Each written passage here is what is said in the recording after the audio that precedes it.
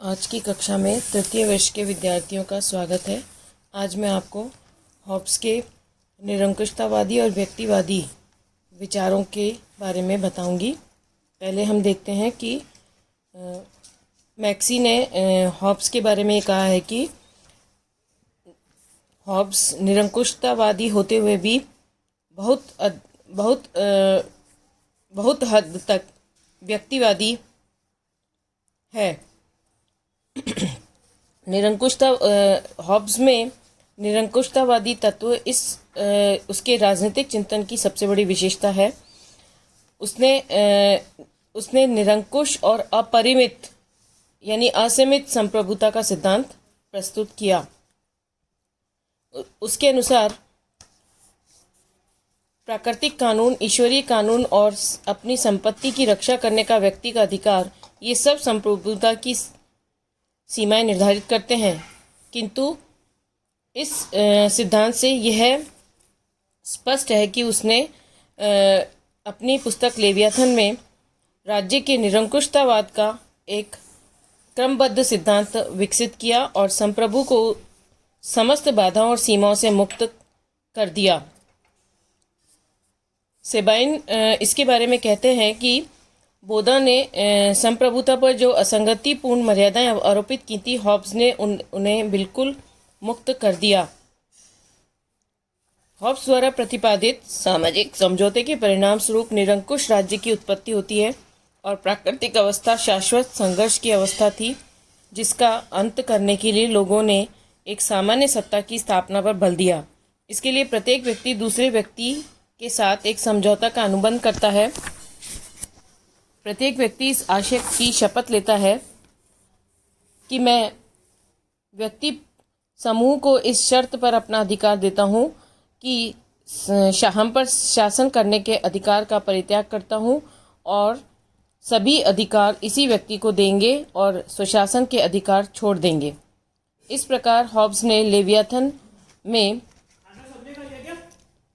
सर्वोच्च अधिकार संप्रभु को दिए गए हैं। संप्रभु या लेवियाथन की विशेषताओं से हम यह जान सकते हैं कि उसने कितना संप्रभुता को असीमित बनाया। पहला, संप्रभुता असीमित है। हॉब्स की संप्रभुता की सबसे प्रमुख विशेषता यह है उसकी असीमितता। संप्रभुताधारी ईश्वरीय, प्राकृतिक या अन्य किसी भी कानून से बाध्य नहीं है। राजकीय कानून संप्रभु की आज्ञाएं मात्र हैं और वह उनसे ऊपर है। उस पर यदि कोई अंकुश और नियंत्रण लगाए जाएं तो फिर वह संप्रभु नहीं रह जाता। अतः संप्रभुता पूर्णतः असीम और निरंकुश होनी चाहिए। दूसरा, संप्रभु समस्त विधेयकात्मक कानूनों का स्रोत है। हॉब्स के संप्रभु की एक अन्य विशेषता यह भी है कि वह समस्त विधेयकों कानूनों का स्रोत है। दूसरे शब्दों में संप्रभुता का अर्थ है कि समस्त प्रजातंत्र के लिए मान्य होने वाले कानूनों के निर्माण करने की शक्ति संप्रभु के पास में है। हॉब्स के अनुसार यह शक्ति मात्र संप्रभु में ही निहित होती है और संप्रभु ही कानूनों का व्याख्याता भी है। तीसरा, संपत्ति का सृष्टा और नियामक। हॉब्स के अनुसार संपत्ति की सृष्टि भी संप्रभु ही करता है, क्योंकि संपत्ति के कानूनी अधिकार का जन्म राज्य के साथ ही हुआ है। संपत्ति का सृष्टा संप्रभु ही होने के कारण संप्रभु जब चाहे व्यक्ति से उसकी संपत्ति ले सकता है। इस प्रकार हॉब्स इस विचार को स्वीकार करता है कि संप्रभु संपूर्ण संपत्ति का सृष्टि और नियामक है। चौथा, प्रशासनिक शक्तियों का एकमात्र स्रोत। हॉब्स के अनुसार संप्रभु प्रशासनिक शक्तियों का एकमात्र स्रोत है। यह प्रशासनिक अधिकारियों की नियुक्ति करता है, उसका श्रेणीकरण करता है और समस्त अधिकारी उसके द्वारा प्रदान की गई शक्तियों का उपयोग करते हैं। पांचवा, संप्रभु न्याय का स्रोत है। हॉब्स के अनुसार न्याय का एकमात्र स्रोत भी संप्रभु ही है।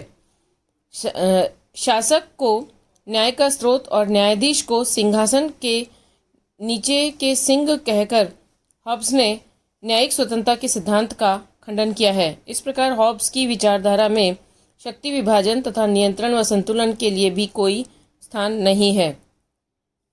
छठा, अधिकार केवल संप्रभु में निहित है। राज्य में हॉब्स विद्यमान किसी भी व्यक्ति, परिवार, चर्च और अन्य किसी समुदाय के अधिकारों को स्वीकार नहीं करता और इस बात का प्रतिपादन करता है कि व्यक्ति और समुदायों का एकमात्र स्रोत संप्रभु ही है। उसके अनुसार संप्रभु के द्वारा स्वीकार किए